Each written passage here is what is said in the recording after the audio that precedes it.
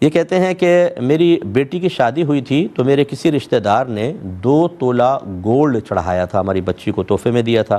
اس وقت ان کے کہنے کے مطابق وہ پڑوسی ملک کا کویسچن ہے کہ 19,000 روپے تھا، اب 1 لاکھ پر پہنچا ہوا ہے۔ اب اس کی بیٹی کی شادی ہو رہی ہے تو میں اس کو اگر بدلہ اتارتا ہوں 2 گولڈ دیتا ہوں، یہ تو بہت ہی مہنگا بن رہا ہے میرے لیے، کیا حکم شرع ہوگا؟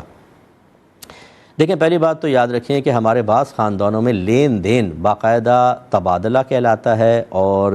یہ ایسا ہبہ ہوتا ہے، ویسے تو ہم تحفہ دے رہے ہوتے ہیں لیکن حقیقتاً ہبہ نہیں ہوتا، یہ ایک طرح کا مبادلہ بالمال ہو رہا ہوتا ہے، کیونکہ ہم اس کو باقاعدہ لکھتے ہیں اور اس کے جواب میں پھر دیتے بھی ہیں۔ اور اگر کوئی کم دیتا ہے تو ہم ناراض ہوتے ہیں کہ بھئی ہم نے 1000 ڈالا تھا، 500 روپے پکڑا کے چلے گئے۔ عورتوں کی باتیں تو کوئی روک نہیں سکتا،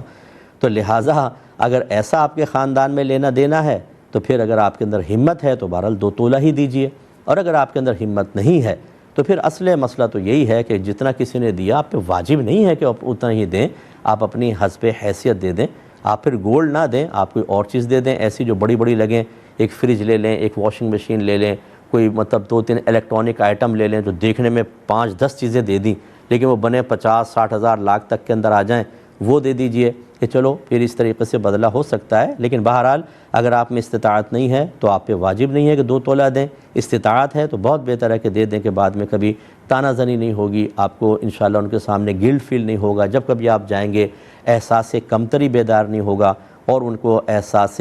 برتری ایسا حاصل نہیں ہوگا کہ آپ کو حقیر سمجھنے لگ جائیں۔ جواب یہی ہے، آپ اس پہ تھوڑا غور کر لیجئے گا۔